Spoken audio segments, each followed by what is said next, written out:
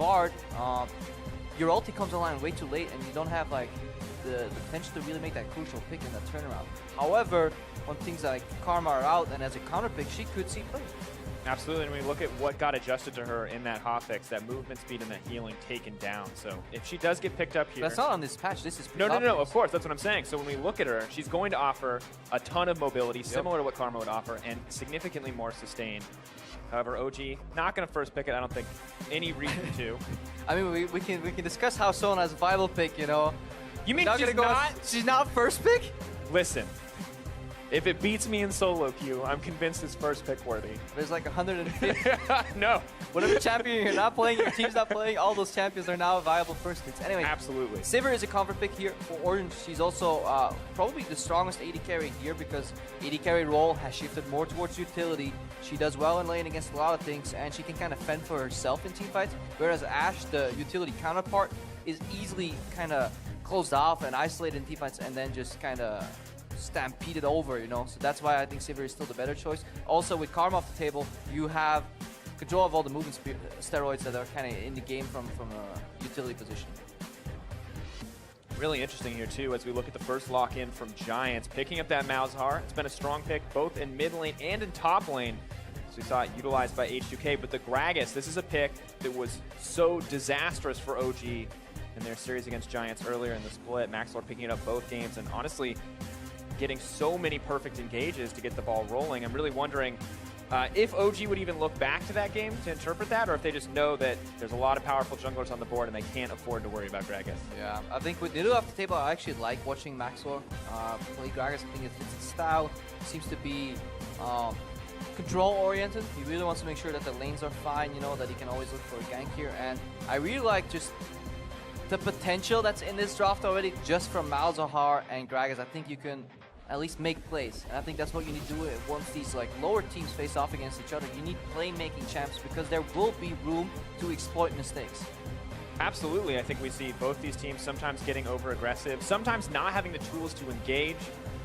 Good to pick up the tools to engage, the tools to disengage here with the Gragas and the Malz respectively. Opposite side for OG though, picking up a little bit of a flex pick of their own. They've got the GP, they've got the Olaf in the jungle as well for Amazing. Now, Olaf feels kind of hit or miss for me because while he can be such a threat, he doesn't offer that early game CC. It's really good against Malzahar though, because he just pops ulti and he runs in and he doesn't really get CC'd himself, then he can close the gap. Also, Axes with the immediate reset is really good against Malzahar passive. Like you want to have like spam abilities that you can then get the passive down and immediately reapply CC. If you have like a super long cooldown, I don't know, like a crescendo, and you waste it on Malzahar passive, then obviously he gets maximum value out of that. Interesting here though, as we touch on the whole supports being challenged, you know, in their champion pool, Alistar is locked in, and this is a champion that took a deep dive in champion priority due to many nerfs and also the whole bot lane meta shifting more towards range supports. Suddenly he's slowly creeping back in. I'm curious to see exactly what Hustlin is going to do with it. I got a chance to talk to him after one of his sets in the previous weeks, and he always prefers these hard engaged champions. Yeah. He prefers to be a playmaker. But is this really a good pick, or is this just comfort for Hustlin? I think you hit the nail on the head there. It's just like you have these kind of typecast, like stereotype players. Like some supports are only hard engaged, refuse to learn the range style, and I think it can be a hindrance. And sometimes they stick to it too much, as opposed to kind of shifting gears and going for different approach, because I think a true veteran support will always be able to shift with the meta and pick whatever his team needs. They already had one frontliner in terms of Gragas. Yes, they can take a secondary one. That means they should pick a hard carry on top though. And they'll have to learn how to play a different kind of map style, because usually Malzahar goes to side lanes in the mid game, but right now Lucian kind of has to go there too. Like I wonder like what the goal for this Giants comp is if they struggle in the mid game. Really curious as well. Now, you talked about supports being willing to lock in what the team needed. Hybrid locking in this Janna. We've talked about this one a lot last week. Yeah. We were not big fans of this pick. I mean, what do you think the power it provides is here? See, it's a fight reset, so there's a lot of skirmish coming out of Giants. Like, it almost looks like they just want to like hardcore teamfight all the time in a 4-1.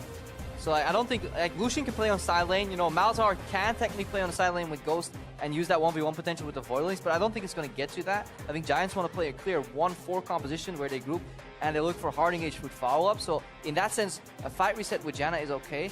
But then I feel there's a lack of engage again, you know? Like, I don't like Janna combined with Azir with Olaf and Gangplank, these are all kind of conditional engage champs. There's nobody to tie it all together, you know. There's no massive like AoE ultimate like a Mumu back in the day or something along those lines. So it's going to be complex composition here for Origen. And it's really curious to me that they've continued to draft low CC here, especially against Giants who've already picked up this Gragas. Yes, Olaf can ignore that, but the rest of the team is not quite so fortunate. So even with the movement speed steroid, it seems like it's going to be rough for OG to get this one. But guys, you've got an opportunity. Yeah. One shot. Head on over to Twitter. Potentially 2 shots, actually. I mean, you got plenty of shots if you have multiple Twitter accounts. Also, the voices in our heads told us to turn around. So once we get on screen, you're going to get a whole different angle. And that's exactly how this production works. Look, here we are. Smoking mirrors.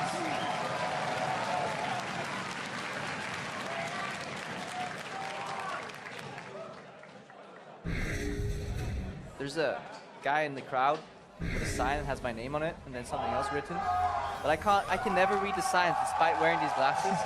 So the problem is, I don't know if the sign's good or bad, so I just hesitantly give him a thumbs up. Because it has Crepo in it, so it must be good. But if it's like, screw you, Crepo, you're the worst caster ever, and I'm sitting there with like a thumbs up, then issues. No, it's good. It's always good to support your fans, Crepo. If they're your fans. It's good to be supportive, you know? It's what the people need. Give the people what they need. Well, Smittyj looking to have a pool party here. Top side of the map. Hybrid 2? No. No. He's en route to become an interviewer. It's a hard Forecast Janna. Not yet Hybrid. There's still time. Not all sports need to retire that soon. Wasn't even on the table yet, man. Come on. This guy's whole life ahead of him. All right, looking at the way this is unfolding, appears that are going to have the lane swap. Not a lot of time left to change minds here, so looks like Giants committing to standard lanes. OG looking for the swap. I think it's OG predicting a Giant swap, and Giants taking the mind game to the next level, because Lucian Alistar is really rough to play into Janna Sivir, especially once the Janna Sivir runs exhaust. This is one of the few cases where the only way you lose is if Janna actually goes ignite, and you get comboed and you get like 100 to 0. But this lane will never get 100 to 0. Janna Sivir. So that's why I think they're predicting a swap. So this should come a bit of a surprise here for Origen. Late Smite here from Amazing at least securing that. Good to get that one. I mean, very close to being able to take that away. Yeah, Janna can't really do much to stop these guys, you know? I wonder if that's worth it from Smittyj even. Thunderlord's going to proc onto sOAZ, but not a whole ton of damage. And suddenly Hustlin, maybe overstaying his welcome in this jungle. sOAZ giving up. Oh, he's running Bandit too, sOAZ. Stealing away that gold. That's what Gangplanks do. I remember when that was standard. Oh, it's so... Look, we got Fiora Gangplank, Crepo. It's like, whoa, it's all over again. We're back. We have to go back to the island. The island where EU actually plays well. No. Where NA is the continuously insulted and belittled region. It's a harsh life. PowerOfEvil, considerably getting harassed, belittled by these voidlings. The epitome of 2 push lanes, Azir versus Malzahar. Or is it the epitome? Epitome? That's it. I hope it's not epitome. I've been saying it wrong my whole life if it is. Hey, I'm not a native American speaker. See, the voices spoke to me again. They spoke to me too. I love these voices. They're so handy. So yeah, this matchup, it's kind of wondering who will push harder. It looks like PowerOfEvil has the edge early. Not too much is going on. We're still in a lane swap heaven patch. Obviously, the 6.15 patch notes or early descriptions of it came out online, saying how we're going against the whole lane swap thing. So definitely check that out. Leave your opinion on it. Very interesting debate, but not one for this cast. No, because as you said, this is lane swap heaven. Top bot tower going to drop. Crepo, just tell me. I need to know. I'm getting pretty hyped up right now. Are they going to go for the second tower? I think they are. This is where we need to look at the tempo. Who has the most tempo? And this is where we say that word about like 10 times. Tempo. Tempo. They're very similar. Get in while we can, Crepo. They're very similar in tempo, it seems. Slightly ahead on the side of Giants, because SONSTAR is there earlier to force sOAZ off. So pick up as much exit CS as he can. The ward's forever useful, you know, spotting people running into the lane. Very even lane swap so far. So when we take a Dragon Gander over to It's an Infernal. So whoever initiates the lane swap technically is in the best position, because you swap back to the bottom side of the map and then you get Dragon access. The best kind of access. Now, see, what disappoints me, of course, just to run through everything the casters talked about too much. It's not a Cloud Drake. I really want to see if teams have upped the value on Cloud Drake post changes. But of course, Infernal always going to be a priority, so I don't think it'll be any surprise if OG set their sights on that Drake right after. Yeah, it depends if Giants can actually base in time to contest. Like, we saw both teleports used here early too, so it should be still down once they go for the dragon here. But obviously, maybe sOAZ just wants to get back to the lane and challenge Smittyj on farm, because if Origen heavy commit here for this dragon, that's something they've done in the past. You know, play around bottom side, play around their bot lane, back when they had Sven and Smittyj. But then sOAZ always got chapped in the lane swap, so we need to see if they're going to repeat that, prioritize the dragon over sOAZ, and how he deals with that. Because this is a very, very kind of crucial matchup, the Fiora into Gangplank. Once the scales tip over, it's just going to keep tipping over. Yeah, we've seen how powerful Fiora is once she gets a few items under her belt. Now, it is a similar story for Gangplank, but I mean, most of his kit is built around that AoE damage, not those 1v1 tools. Yeah, look at Maxlore. He's just saying, like, you can't, guys, you can't do this Infernal just with 2 of you. And they kind of messed up the wave 2 on the bottom side, so they took an extra wave of time to take that bottom tier tower down. And now Maxlore is just fending it off 3v1, because look, this tower could have technically been down a wave sooner if Origen just stayed around a little longer. But they ran out of like HP and they ran out of minions, so I had to push in another wave. And that gave Maxlore the time to mess with them 1v2, get them low enough so he could mess with them 1v3. So Giants here stopping the bleeding, while Smittyj has access to a freely bounced wave for slightly longer than sOAZ. Yeah, we're going to have to keep a look on those CS totals as they move forward, but definitely smart play coming in from Giants. Seeing OG overextend. Yeah, this is where we check if any of them get greedy. Like, is Smittyj going to push out too early? No, the wave is still bounced, so he's playing with respect. Because sOAZ actually based, and he was hoping that Smittyj would push out, and then they could give the wave over to sOAZ, and then Hybrid and Toaster could technically base and go back bot, but they're going for a weird phase 3 here. sOAZ is not comfortable going back into this long lane. Look at where Maxlore is, look at where Hustlin is. Like, they want to gang sOAZ if he shows up bottom lane. So sOAZ is just going to dodge that entirely, and they're going to set up for a bit of a 3-man siege in the top. Continuously, it seems, trying to stay away from those early hard engage options present on the side of Giants. Olaf waiting for those items to become more of a threat, but really can't afford to phase check into the out of the Gragas. But Giants see this opportunity when OG committed on the top side to go for the dragon themselves. Ooh, sOAZ could technically go for a cheeky teleport bot here, catch the wave. But they're probably going to go for the safe option, which is to zone Smittyj off. And basically say, like, you don't get anything, sOAZ doesn't get anything. And they're just going to trade a tier 2 tower push in top lane here for a dragon. SONSTAR is really late to the defense. Interesting. So easy for Giants to take this dragon as well with that Malzahar. Clearing it out quick, but OG are trading it back for a tower. Building themselves a nice little gold lead here, 800 early in the game. They need to fix that wave, though. That has to go all the way in, otherwise Smittyj is just going to park the bus here, because all the objectives that matter are gone. And once, now Origen wants to back off. So really important that you take note of what's going to happen in the next minute. You just don't go, okay, tower for dragon, done. Because that's when you start making mistakes here. Obviously, that 8% bonus AD, bonus AP is going to kick in later on. Right now, the immediate gains have been made by Origen. The question is, what can they do to put those to use? How can they turn them into something more lasting? You can see that OG... A lot of selfies, you know? Yeah. How you use those immediate gains. Sometimes, C5, it's about the long-term gains. Next Drake's Infernal. Is that? I feel like that's long-term gains for OG. They can look to balance out the scales. They can look to accidentally be attributed for an Infernal Drake. Yeah. Oh, sometimes the voices lie to you guys. Origen doesn't have an Infernal Drake. It's actually Giants. Bonus AD and AP. Only for the Giants. Knight making his way down. Making his way in. Just going to use that nice little Void Shift passive to mitigate the early damage there. Yeah, that was such a burden for a lot of players to kind of play against. The first time Malzahar came on the patch, and clearly everybody always reads the patch notes. You know, nobody ever dives into ranked without reading patch notes. No, that never happens. Especially not through casters and the like. Crepo in the personal experience. And you find a Malzahar and you're like, oh, this guy's overextended. Let's just like combo him to death. And he's just like immune. And it's like, what is this wonderful new passive? Yeah, kind of hard to temper that fate if they're going to passive up and walk away. All right, let's keep track here. Smittyj has propelled forward, and look at the massive wave here. But it's going to Toaster. It's not going to sOAZ is trying to catch up a little bit in CS. But both him and Toaster are behind. A big deficit, and we look at the mid lane as well. PowerOfEvil really struggling to keep up against this Malzahar. Yeah, and they're taking their time here. Not sure if I necessarily agree. When you put 2 members on wave clear duty, and you then have them push out slowly, I think you're wasting too many resources on the map here. And you're kind of giving the map control of the Giants. Because look, you have pushing wave top, pushing wave bot, pushing wave mid, which means the enemy jungler is their oyster. They can go in, walk in, ward up. So Giants in complete map control here. You can see OG trying to get a little bit of that control back. Have opted to pick up the Sightstone onto Amazing, but he's having trouble poking his head in here. Sand Soldier's backing up, but Knight's still going to clear out the vision. Things, I mean, honestly, yes.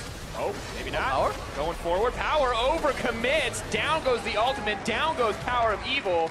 Quick staring contest in the mid lane.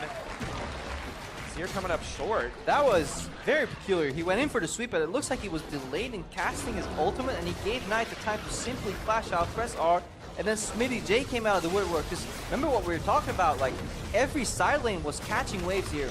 You see Cannon Barrage being used here as well. Kind of slow down the progress, but it's not really amounting to kill. Hustlin will have to likely flash over here. Yep, he's out. Smittyj.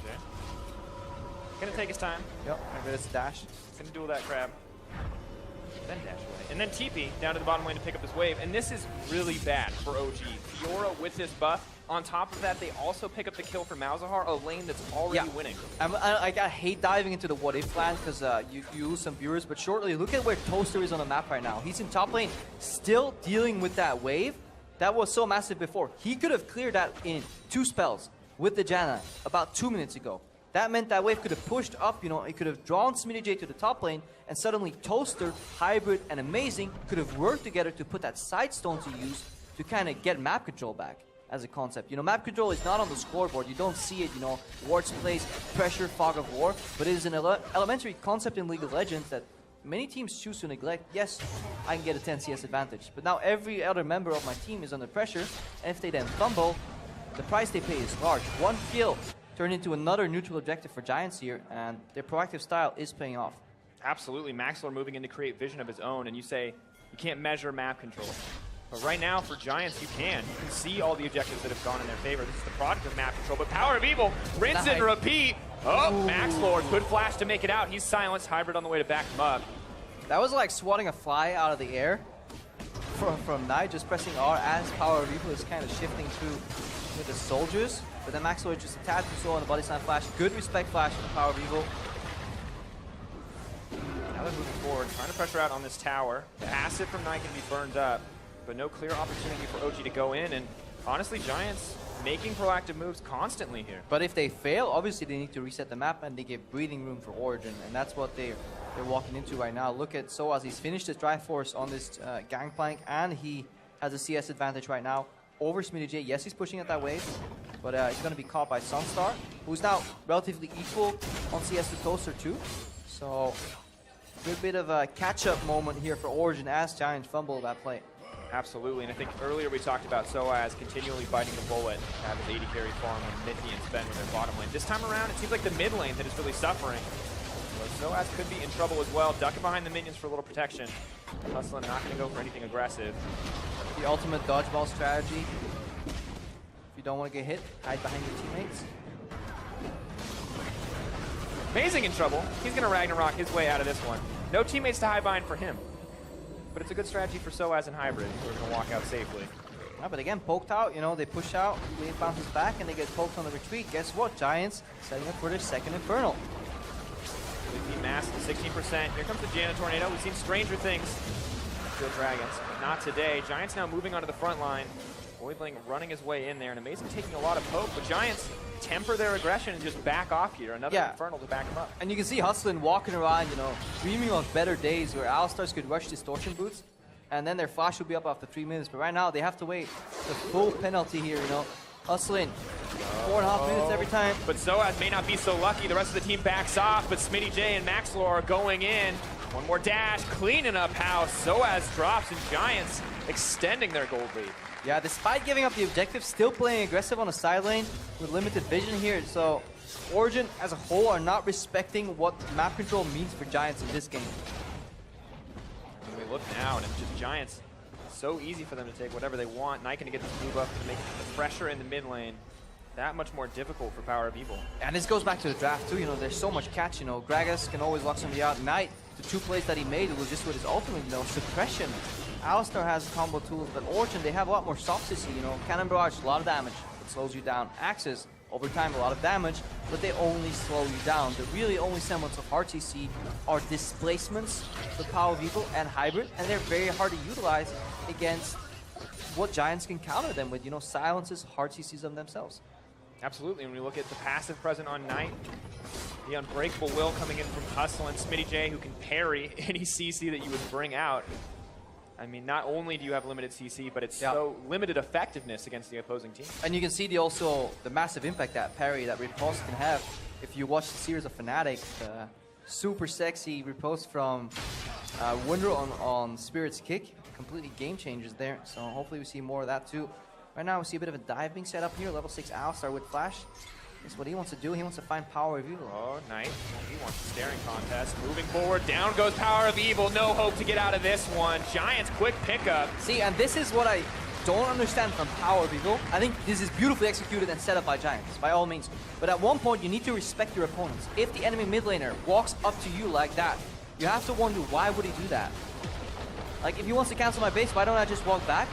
Like, he must have like an ulterior motive there, which is potentially a dive. Why else would a Malzahar overextend that deep into the lane? I think you could read these plays if you're PowerOfEvil and you have no flash.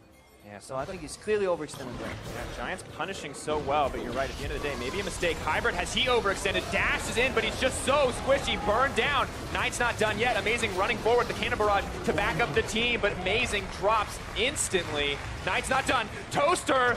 Oh, he's burning. He's toast. Burn toast. Double kill drops. Giants are putting on a clinic. They are taking control of the map, and OG cannot get a breath here. Yeah, and this is all about the map control that Giants is putting out. sOAZ is playing catch up in the top lane. That wave he's dealing with right now, Giants is saying, you know what, you deal with the wave, we'll play the rest of the map. 5v4. Beautiful engage here. They cut off the ward supply in the enemy red jungle, and Maxlore finds a pick on Hybrid, who's face checking as Janna. This is something we've seen before. You know, you can't do that. You need to send in your tanks first. You need to send it Amazing. Because the whole reset potential is wasted if you face check yourself. Let's look at this again. PowerOfEvil needs to expect that this is coming. Well executed by Giants, but at this point, if you're on the side of Origen, look where sOAZ is going. sOAZ just went top. Toaster is in base. Why are they challenging the bot lane jungle in even numbers with no vision advantage? Look, this is suicide. Maxlore could already be here, or here, coming out, or right here. Guess what, Hybrid? You now have to reset when you're the one that's getting caught, and then SONSTAR, beautiful kiting. Look at the exhaust too on Olaf. It's a really good counter because the only way to prevent Olaf from killing you is either you run away from him quick enough, you get into like a Bard portal where he physically is kind of CC'd while traveling, or you exhaust him, because exhaust goes through Ragnarok. Damage reduction still applies. I mean, smart play, and you were talking about the risks of OG taking this low CC composition, and now not only are they taking risks building this composition, but they're taking risks in the game as well. Their vision control not up to snuff here, and Giants, they're also illustrating why like CC, like these comps are not necessarily inherently better. Like surely if a team pulls it off, you know, and they win in the mid to late game, we'll be praising Origen, but these lower tier teams will make mistakes. It's inherent to League of Legends, and then you need to have the champions and the draft to punish these mistakes, and then you get a gold lead that weren't like picking these champions, picking up that CC. And then if you look at the bigger picture, you know, what did Origen need to do coming into the series? They needed a clean 2-0, you know, if their dreams of making it to 7th place, running the gauntlet, were still alive, but they seem to be fading away because Giants is one of their easier opponents in the next few weeks. And Giants, a team that was sort of struggling last week. Now they've had an up and down series. We were surprised to see them rise so quickly into the top 6 this season, but now, faced against OG, let's get a lot of that confidence back. Yeah, and this is also Giants' kind of style in game.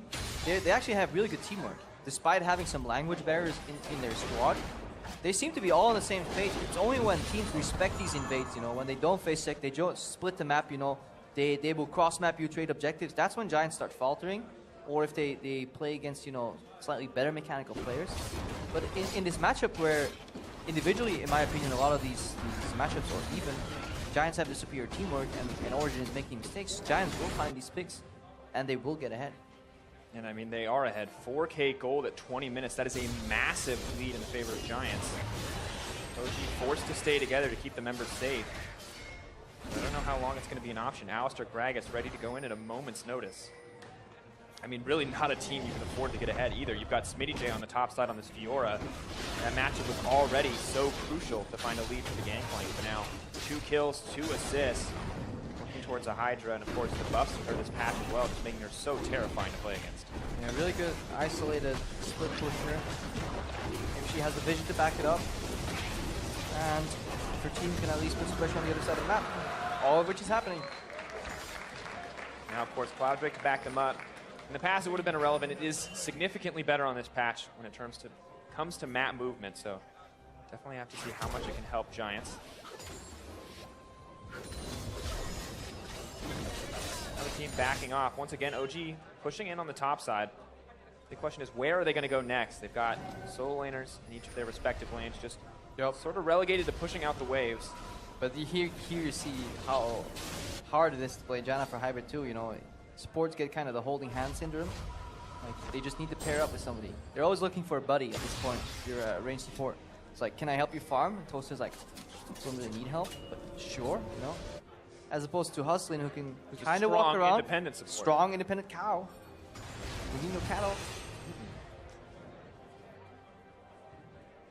SONSTAR. Comfortable independent. He's 2-0-2. He has a red buff. And he's about even on farm. Obviously, that 2-item spike is still pretty powerful for the Lucian. Giants, I mean, if they get over-aggressive here, try to push into this jungle, sOAZ does hit like a truck. Got that Trinity Force. Interesting, too. For Hustlin, with all this roaming, felt he couldn't get access to enough Relic Shield stacks. So he just went for the instant Ruby Sightstone upgrade to get his forwards that way. Now, if he gets items with, obviously, activatable things, buttons, stuff he can press. Yeah. They're lower cooldown. He gets more buttons to push. Well, no, he gets the same amount of buttons. You can press them more over time. So technically, yes, he gets more. I think you're right. It's the worst moment in the cast. When you gotta be like, damn, my play-by-play is right. I yield. So it's amazing. He's yielding. Amazing. Should yield. Knocked up. Patience on the Ragnarok, though. Knows he doesn't have to burn it yet. Of course, very tanky with his Aegis as well as this interval.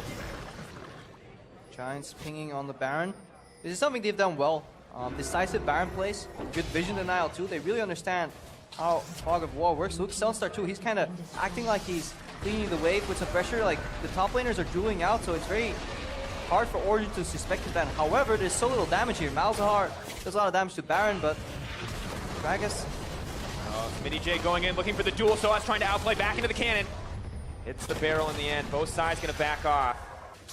Yeah, a little too early. If they had like 3 Mountain Drakes, Giants I think could have made that play, but with just Alistair Gragas, there's not enough supplemental damage, and they're not tanky enough to allow Malzahar to kind of spam out those Voidlings. And of course, Malzahar not opting for a full damage build quite yet. Gets the Rylai's, making it difficult for people to get away, but definitely not bringing in. It's impossible to get away. Those nasty buggers, they keep spawning. And this is the reason that this skin, I think, irritates people, is that they're little poros too. Like, it's insult to injury. It's like the PG-13 equivalent of Death by Snoo Snoo. What happened to him? He just got hugged by poros, man. Let's go Gremlins before the voices come back. Lozark, Futurama fan, dropped his composition. I wonder if he tells them what's good. That's how you know I'd make a bad coach, is I ask questions like that. Guys, we have about 30 seconds left in Champ Select. I think it's really important that we identify our win conditions. Yep, we're going to need some Skinergy here. I'm going to need Blood Moon Thresh and Blood Moon Callista. Can we get at least 3 pool parties here? I would like to see some Project Minions, please. It's like, Coach, I really think we should pick Talir. No. Yasuo. But Yasuo's horrible in this matchup. Pool, Project Yasuo. Minions. You win the psychological warfare. I don't know how to last hit those guys. Giants, though, pressuring in onto this tier 2. 4-1, again, as we kind of alluded to in Champ Select. Fiora in the bottom lane, and then this kind of roam squad that can take out any target. Kind of squad of hitmen. Pick a target, CC it, knock it up, knock it down. Well, Maxlore, maybe he's overextended. On the hunt, burned. Hustlin waiting off, though. He's ready to turn this one around. SONSTAR going in. Oh, PowerOfEvil with the fumble. Gragas with the disengage, but Hybrid is all alone. The Monsoon not enough. And again, the fight reset is being used because the guy is getting caught himself. It's completely against what you expect from Janna. Janna's supposed to walk in and reset the fight for his teammates, not for herself. Hybrid caught wandering again, you know, also because of his team. Like, they go left, they go right, they keep messing up the engages, and he's stuck in between. Nowhere to go. Obviously, once Moby Boots gets popped, he's put on Boots 1 speed. Another reason I personally don't like mobility boots on Janna, because you will spend extended time in combat, right? You will not kind of engage, need that mobility. Oh, here comes the fight. PowerOfEvil caught out, but down goes the support. PowerOfEvil's next. Amazing, running for his life. Ragnarok ticking down. OG, can they turn this? In goes the barrel. Gets canceled out. Knight gets the shutdown. The Ricochet running havoc through the backline of Giants. Toaster flash forward. Has he overcommitted? SONSTAR with the turn. The outplay. Oh, Smittyj's hungry for more, but SONSTAR gets the double. And Toaster, he was looking back to last week where he's winning some key fights on that Sivir with the big Ricochet crits. But this time, it's the darkest timeline. He flashes over and gets turned on immediately, and he falls prey to the damage from SONSTAR. SONSTAR is playing incredibly well this game, you know, always at the edge of the fights, ready to supplement his team with damage, but then dash out, you know, he was close enough to PowerOfEvil to lure him in, but he didn't get caught. And I gotta say, we've seen his Ezreal, we've seen his utility champions, we like the safety Ezreal brought. The utility that those champions offered to the team felt like it gave him an opportunity to shine. A more aggressive pick like Lucian never seems to have suited him, but this game, he is going off. And we gotta go back to the start of the season. What was our gripe with SONSTAR? He was never part of the team. He was always late to fights, getting caught early, and these are all issues that stem from team play, experience with each other, and communication. And Giants have clearly been working on that. We don't even need access to their comms to see that they are very well polished at times in the game, and now he can thrive within, honestly, a good framework, and he's showing it. You see that play. Got to keep our eyes on him as we push forward, but Giants with a pretty sizable gold lead. 6K at this point in the game. Baron is what's next in their sights. OG not giving up vision control quite so easily. sOAZ hoping to lay down some hope with this barrel. It's an amount. Here comes the engage from OG, ready to go in at a moment's notice. Amazing, unstoppable. sOAZ pushed back into the team. Knight going in. Suddenly a ton of damage on the backside from the Coaling. Reset from the fight on Hybrid, but the TP coming in for Giants. They're ready to keep the ball rolling. SONSTAR ready for more. Cannon Barrage goes down to zone them. Both teams backing away. Yeah, you saw the hesitation on SONSTAR. He knows there's only one way in, no way out. So if he finds his opponent and kills him across the wall, great. If he then gets counter engaged on, he falls. So he instead just chooses to poke out. And that was a good bait here from Origen, because that's a ward spot that people will always clear if they need to Baron bait, because it's essential that that brush is clean. But if you don't have vision behind the wall, you can actually find a lot of opponents camping there. So that was a really good reactionary move to Origen in the whole battle for vision for Baron. Giants, again, playing these fights pretty calm and collected, not panicking. Gotta say, we've seen them get over-aggressive, we've seen them pick poor fights, but today they're tempering that aggression. Now to see it push forward, Amazing doing his best to hold on to his vision control here. Yeah, and if you look at the build too, we were talking earlier about how there wasn't enough relic stacks here for Hustlin. He actually switched to Talisman, which you can now, you know, activate a lot more with the 20% cooldown from Ruby Sidestone. So it also helps Giants in finding their engage. Smittyj finding an engage of his own. Parry comes out. Will he be able to get in? Flash forward, push, not push back. Whoa, what a sidestep. Going at Hybrid. He's done too. Smittyj, what? Are you unstoppable? Triple kill? This is Smittyj GG. Holy cow. And meanwhile, Giants are taking the Baron. My God. This is where you go and chat BG 1v3. Holy moly, Smittyj, what was that? And he's the last lunge there too to get out of the path of the soldiers from PowerOfEvil, completely negating it all. I don't think PowerOfEvil has hit a single Emperor's Divide in this entire game. And now Giants are moving in to break the inhibitor. Poor execution from OG and a moment of confidence from Smittyj, really showing us the fancy footwork on that Fiora. 6-0-4. Giants got that is so greedy. Going for a play in numbers disadvantage while your team is securing Baron, while you already have a gold lead, when you can usually just close out the game. We see sOAZ flanking here. He's going to run into Knight's passive. Is what, spell immune. No longer spell immune. Down. Barrel going down. Auto. Not exactly what he wanted. Knight trying to figure out what to do here. Alistair backing off. Knight going to be the sacrificial lamb. Knight wanted to go for the fancy outplay on a barrel, but he actually slowed himself down too much. Gets caught left behind, but Smittyj just soloing it on a Mountain Dragon here. That's going to be I mean, you look at this build, double Infernal Drake with a Bloodthirster, a Ravenous Hydra, and a Black Cleaver. Yeah, look, Janna is like not doing anything.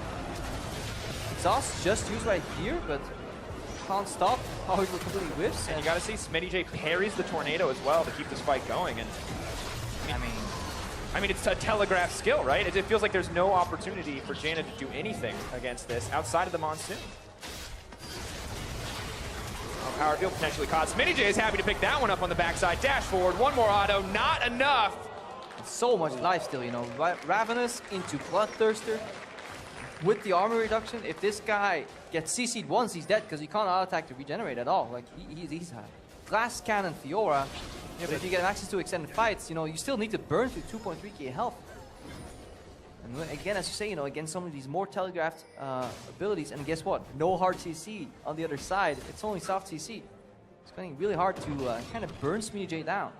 Man, the Baron buff backing him up as he pushes in these waves. Amazing, maybe hoping for the flank, but he gets spotted out in the ward, and Giants are just going to barrel down the mid lane. The good news is that they have Toaster on this Sivir, very effective at clearing out the waves. But SONSTAR still getting the time to pour in a few auto attacks of his own. Yeah, but this is the next wave where it's going to get tricky because now Smittyj is getting access. He's a little low on mana, needs to be conservative, and they're not syncing the waves very well. But then there's also the issue of the top wave. Somebody could technically ride that in. Maxlore is going to go play fetch right now. He's walking to the minion wave in the mid lane to speed it up because there's a minor speed boost with that Baron buff as well.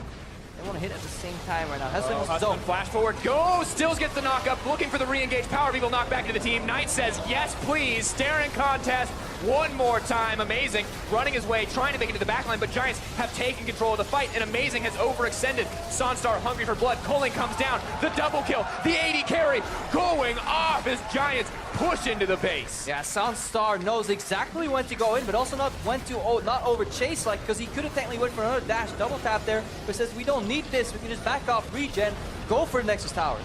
Oh, Barrel gonna get stopped out there by Maxlore, and Giants are pushing in. OG, one final chance to make a play, but Maxlore's gonna make it first. sOAZ punted away and still burned down. The double not gonna get picked up. One traded back.